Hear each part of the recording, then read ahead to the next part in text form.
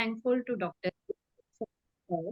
Regional Education Officer, Bharti Vidya Bhavan, New Delhi, for giving me this golden opportunity to be part of the prestigious Bhavan's Educators Leadership Program, initiated by Bharti Vidya Bhavan, Delhi Kendra. Let me start the screen sharing.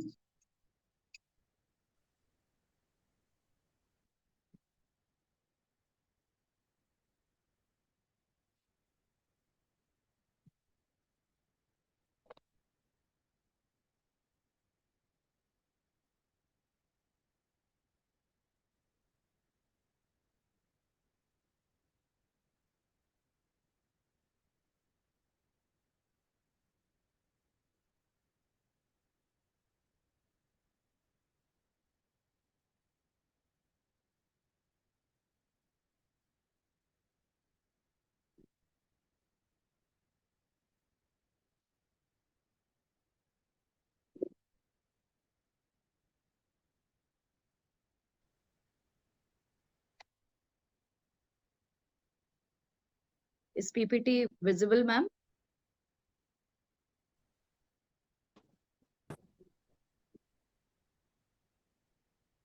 Am I audible? Yes, ma'am, you are audible. And PPT is also visible? Yes, ma'am. Can it be on a larger screen? Can you just zoom it?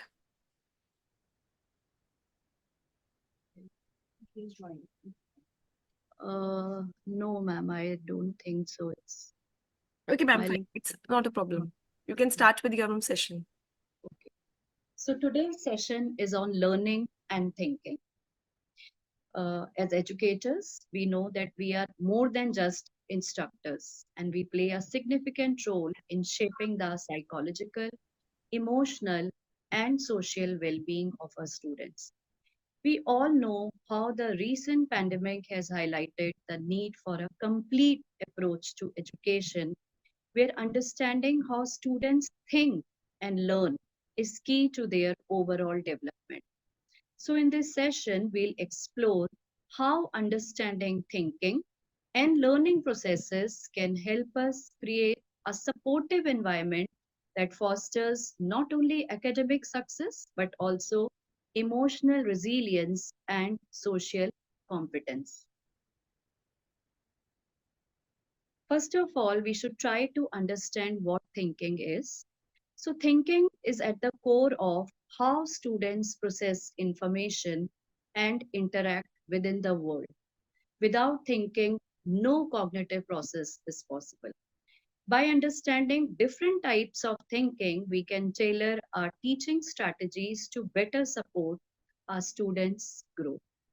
First of all, I'll talk about critical thinking. This is the first type of thinking. This is the ability to analyze information, evaluate evidence, and make reasoned decisions. It's very useful in the classroom environment and is essential for helping students develop the skills they need to navigate a complex world. Encouraging students to question and think deeply about issues prepares them for real life problem solving.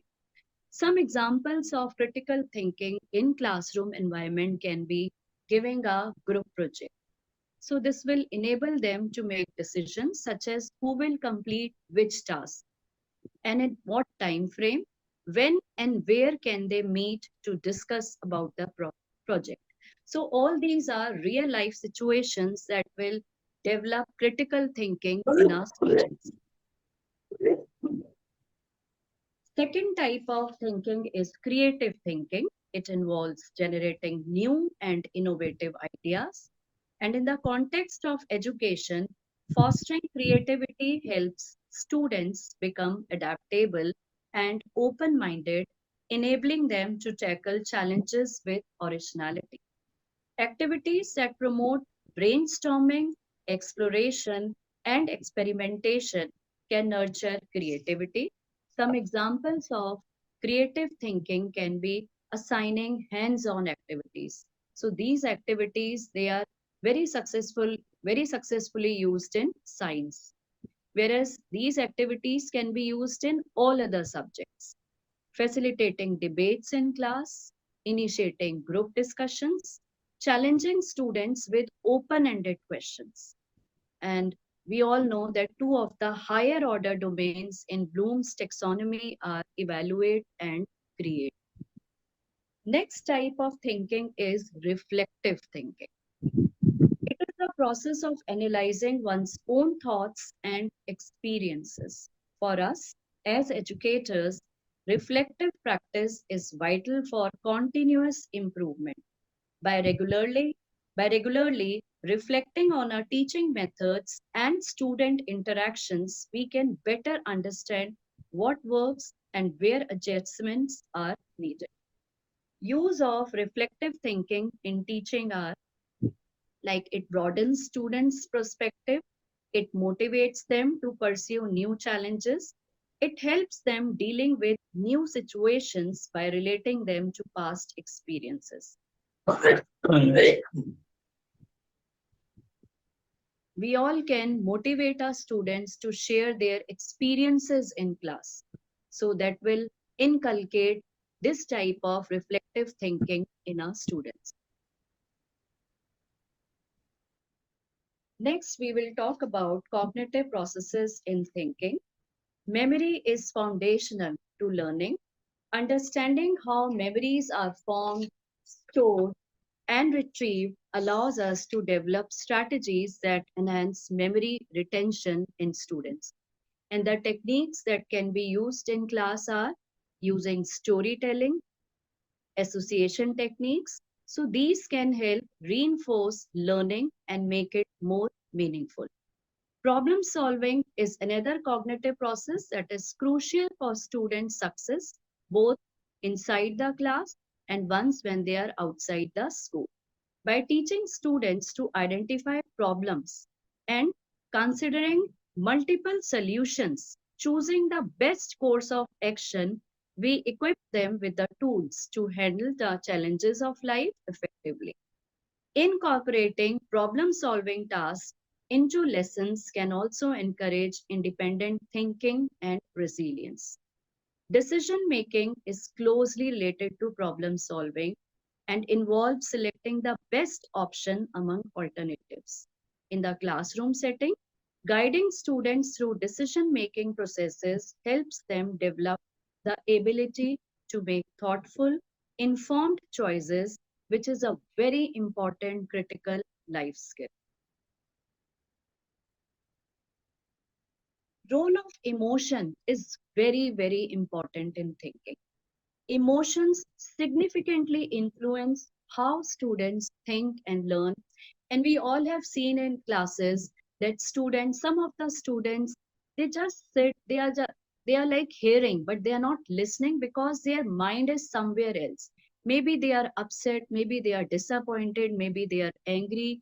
So emotional quotient, emotional intelligence is also very useful.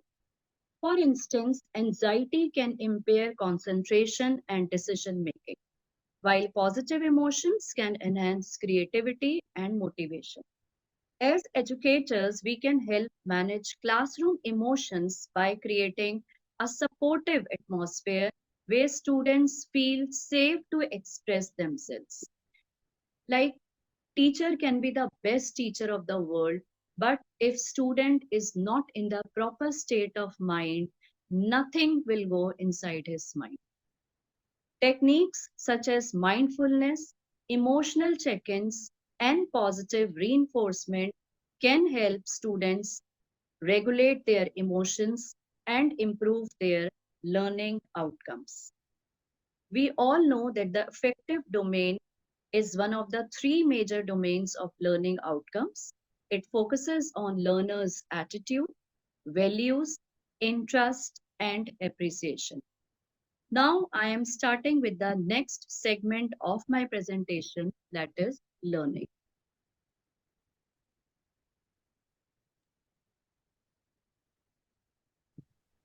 Theories of learning, classical conditioning, हम सब ने B.Ed में करा है. And I'll just recapitulate. You all know about Pavlov. So his famous experiment is on dog, that he kept the hungry dog in a harness and food was given. And before the food was given, the bell was rung. But after some trials, it was like food was given, sorry, bell was rung, but food was not given. But dog still salivated. So what happened? So there was this conditioning formed between bell and food. So this is all about classical conditioning and how this conditioning can be used in classroom settings.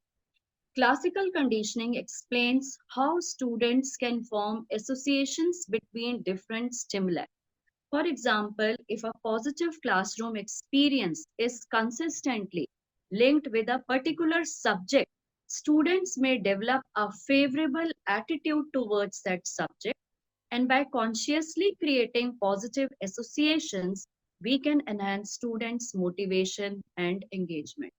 If student is getting continuous scolding in the class, he will develop dislike for that subject.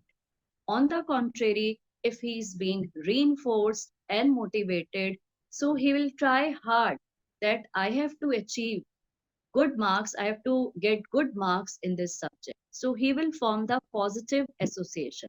So this is the classical conditioning proposed by Pavlov. There is another operant conditioning by Skinner, and he experimented on rats. Operant conditioning focuses on how behavior is influenced by rewards and punishments. In the classroom, we can use positive reinforcement such as praise or rewards to encourage desirable behaviors like participation and effort. Understanding this theory allows us to structure our classroom management strategies in a way that promotes positive learning behaviors. Piaget's theory of cognitive development. Piaget's theory provides insight into how students' thinking evolves as they grow. Understanding the stages of cognitive development helps us design lessons that are appropriate for our students' developmental levels. For example, younger students might benefit from hands on learning experiences, while older students can engage in more abstract thinking. Vygotsky's sociocultural theory, he emphasized the importance of social interaction in learning. His concept of the zone of proximal development, that is ZDP, suggests that students learn best when they are guided by a more knowledgeable other, such as a teacher or peer, within their ZP team. This theory supports the idea that learning is a collaborative process, and it encourages us to foster a classroom environment where peer learning and teacher guidance are integral to student success. This I have been practicing for a long time in my class, that I divide the class into different groups, and in one group there could be a weaker student. Of course, he is not told that he's made to sit with other intelligent students, उनको ये नहीं बताया जाता है. And three or four, they work in a group and according to their ability. So if some project is given, so they decide among themselves who can be the leader, who can be the one who like tries to explore or something. So in this collaborative learning, it works like best. Next, we have constructivist theories. Here we have Bruner's discovery learning. Bruner advocated for an active learning process where students construct knowledge through exploration and discovery. In our classrooms, we can implement discovery learning by encouraging students to ask questions, explore different possibilities, and draw conclusions on their own. This approach not only deepens understanding but also promotes a love for lifelong learning. We can tell the students after teaching a particular topic that just frame 5 questions from this topic, and then they can discuss in class another question Another student, he can frame another 5 questions, and those questions can also be discussed in class. Azubel's meaningful learning. So, this theory states that new knowledge is the most effectively learned when it is connected to what the student already knows. As educators, we can facilitate meaningful learning by relating new content to students' prior experiences and knowledge. This makes learning more relevant and easier to grasp, thereby enhancing retention and understanding.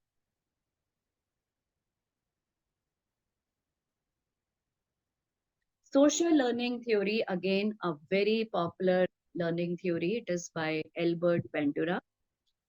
And you know that he experimented on a group of students. They were made to watch an aggressive model who was beating toys and showing aggressive behavior towards doll.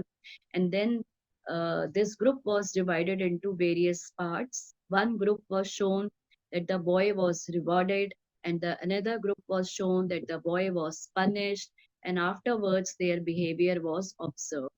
So it was concluded that when children, they watch aggressive models, so they learn that type of behavior. Social learning theory highlights the importance of observation and imitation in learning. Students often learn behaviors, attitudes, and even emotional responses also by observing others, especially teachers, peers, and their parents. By modeling positive behaviors and demonstrating desired outcomes, we can influence our students' learning in powerful ways. Additionally, the concept of self efficacy, belief in one's ability to succeed, is crucial. Encouraging students to believe in their capabilities can significantly enhance their motivation and academic performance. And आप सबको याद होगा, I think when we were young, we were studying, तो उस time पे एक serial आता था Shaktimaan. And I still remember that उसको देख के बहुत सारे बच्चे, दे जम्प्ड अप, लाइक उसमें दिखाया जाता था कि he was just like a superman, और वो कूद जाता था छत से. तो there were like many news articles that बच्चे छत से कूद गए कि उनको लग रहा था कि वो भी शक्तिमान है. तो हमें बच्चों के सामने ऐसे रोल मॉडल्स प्रेजेंट करने चाहिए जो उनके लिए बेनिफिशियल हो.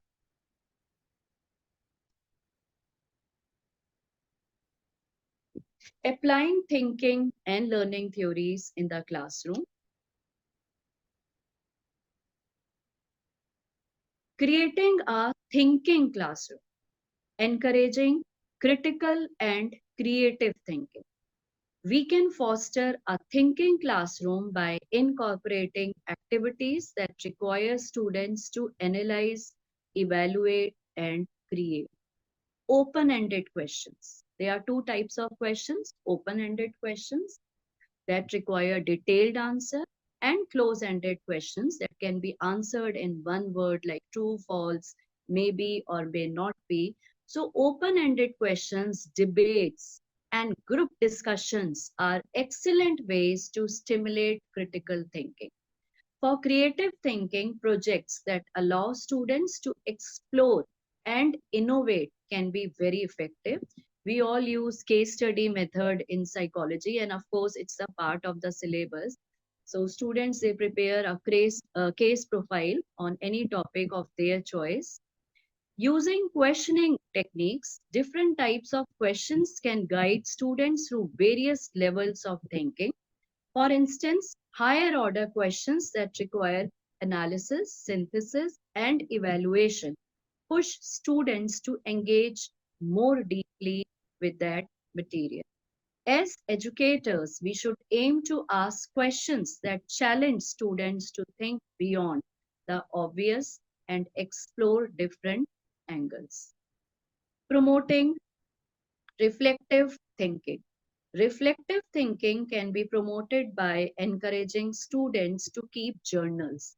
Gratitude journals are nowadays Very, very important. And I know many students, many children, they use gratitude journals. They write all the good things happening to them in these journals, reflect on their learning experiences, and discuss what they have learned with peers. Reflection helps students internalize their learning and understand their own thought processes, which is essential for developing self awareness and critical thinking skills.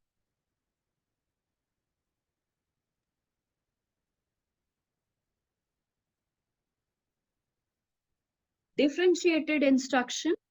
Understanding that students think and learn differently allows us to tailor our instruction to meet diverse needs. And here comes the role of Gardner's multiple intelligence theory. So we should know that what style a learner has, and in that style only instruction should be given.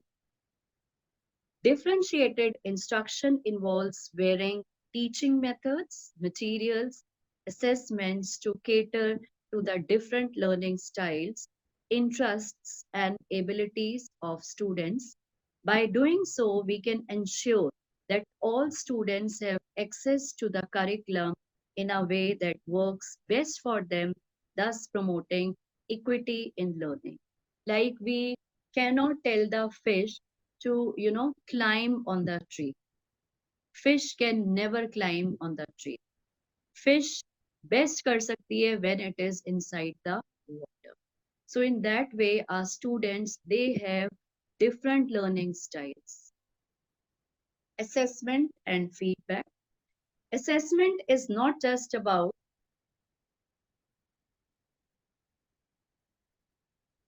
measuring what students have learned, it is also a tool for guiding and improving thinking and learning processes. Formative assessments such as quizzes after class or peer reviews and feedback sessions can help us identify areas where students are struggling and provide timely support. Constructive feedback is crucial. It should be specific, actionable, and focused on helping students understand on how they can improve. Now I'll be presenting some case studies. These are real case studies and some practical examples. Case study 1. There was a teacher who incorporated critical thinking exercises such as debates and problem solving tasks into her curriculum. And the result was an increase in student engagement and a deeper understanding of the material. And also the rate of absenteeism was, it declined. Case study 2, a classroom where creative thinking was emphasized through project based learning. Their students were encouraged to come up with innovative solutions to real world problems, which led to a series of unique and impactful projects. Then there was a school that implemented reflective practice among its teaching staff. Teachers regularly reflected on their lessons and students' interactions, and it led to improved teaching strategies and better student outcomes. I just want to show you a short clip.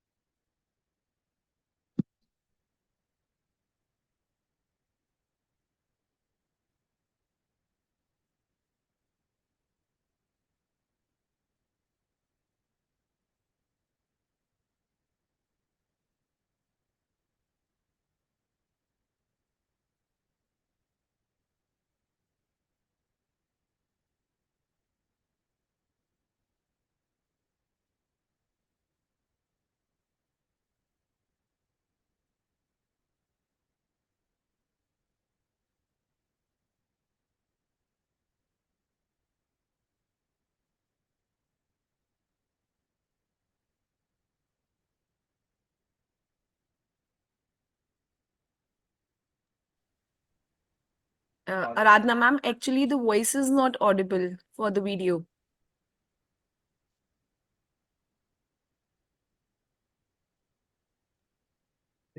Excuse me, ma'am.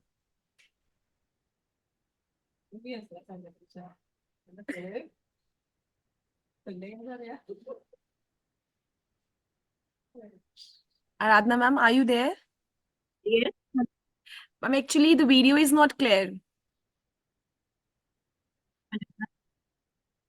There is no audio, no video. Matlab, nothing is visible on the screen.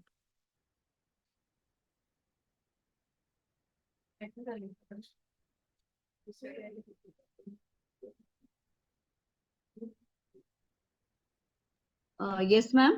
Is it? No, ma'am, still not. No video and no audio. Audio is not there. Even the video is not there. Please give the link. She will play. Okay, I'll share the link with you, MU ma'am. Yes, ma'am, for sure.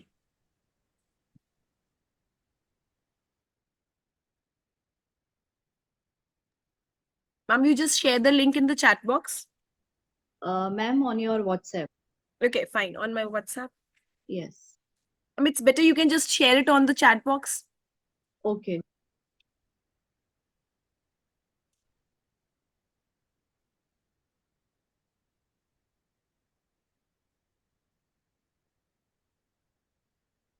Yes, ma'am, it's there.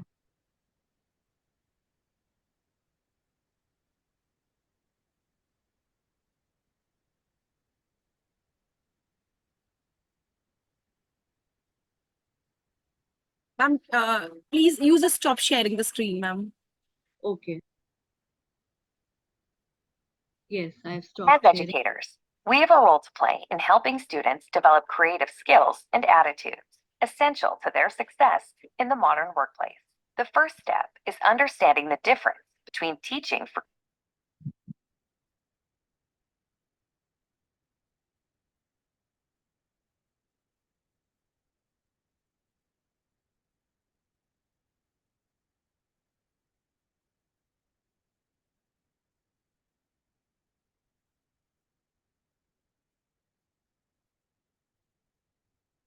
Ma'am, again, I think it's mute. Video is there, but there is no audio.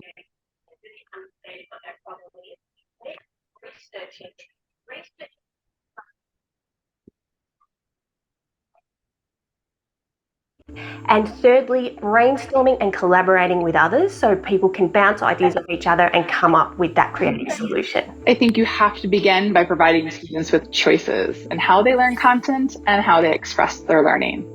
Can they watch a video, read a book, or explore a topic and get the same information? Have them develop multiple solutions to a problem. It can be really simple. I've seen this done so well in math. So 3 different ways to find the area of a shape. The important thing is that we get kids to use content in new and novel ways. For example, taking traditional assignments like an essay or book report and allowing students the choice to create either a film, a song, an art piece instead of an essay. I love to have students record ideas while on walks with technology using talk-to-text, photos, and audio recordings. 1, provide students with an environment that encourages risk-taking. 2 is to provide students with exemplars or to teach them where to go to find examples of work or creative work that they're working on so they can see what's possible. And 3 is to provide a ton of quality feedback that is timely. So these are ways that require such a level of research, such a level of discovery. Your first, second, third, and fourth idea are not the best ideas. It's your 10th idea. It's synthesizing your 3rd, 10th, and 50th idea, if you can even push it that far. How can you help build a student's creativity and confidence as a creative thinker? Start by helping them find and define problems that drive inquiry, insight, and innovation. Give your students time to generate multiple ideas by using techniques like brainstorming, where they break down the elements of a problem and, in turn, generate new ideas. Help them to connect the content from multiple viewpoints and use it in original ways. Incorporate regular formative feedback into your lessons. It's important that feedback gives students information about what they could do next time and also an opportunity to act upon it and provide opportunities for student reflection. So as teachers, we need to give our students the autonomy to practice, to master something, and the reason for them to learn has to come from their heart. It is very important for our students to understand why they are learning this so that they can draw that personal connection between their heart and what they are learning in the classroom. When we measure creativity, a big part of that is fluency. It's the number of ideas you generate. Some of us naturally can come up with many ideas, but most of us do well to practice. I almost always make my students come up with 20 ideas before they decide on a few to develop. They start off really disliking me for it, but in a matter of days, they see the value that their ideas are better. They're able to get rid of the unoriginal ideas rather quickly, and they understand the value of idea generation and start to do it on their own in other subject matters and other work. It's really important for students to be able to generate ideas to develop their creativity, because most of the time it comes down to confidence, and having that confidence to come up with something and share it with others and further refine it is such an essential part of the creative process. Hi everyone, thanks for watching. Click the link in the description below to explore more free online professional development and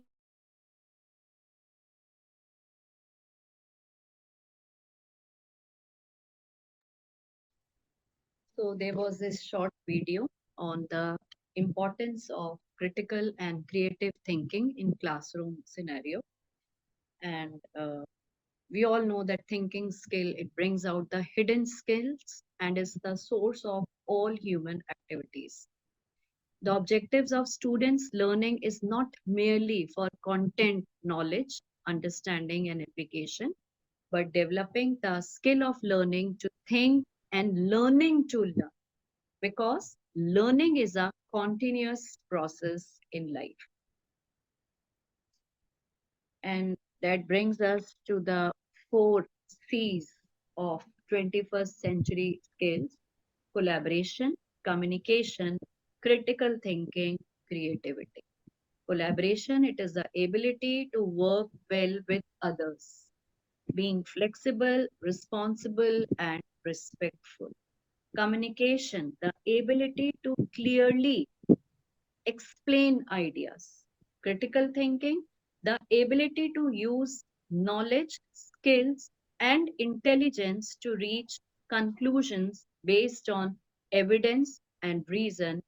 And creativity is the ability to be innovative and think outside the box. So that brings me towards the end of the discussion. And if you have any questions, or we can discuss real life examples from your classrooms, or anything if you want to have, if you want to say.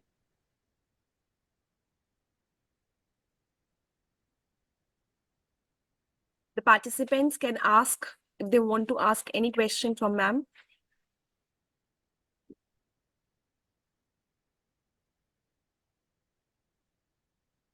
So I Thank hope you so much. you all found it. Yes.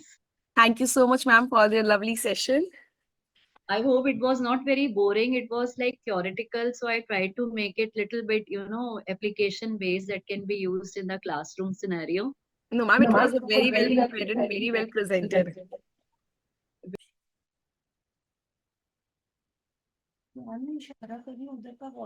Thank you very much. Thank you, And I personally thank the team of Bhavan's So your SL. voice is not audible. Now? Yes, sir, it's audible. So thank you, team Amritsar, SL Public School Amritsar. Atinder, Thank you, sir. Inu, Thank you, sir. Thank you so much, sir. Arbir, Harpreet, and the people who are behind the show. Principal Dr. Anita Bhalla,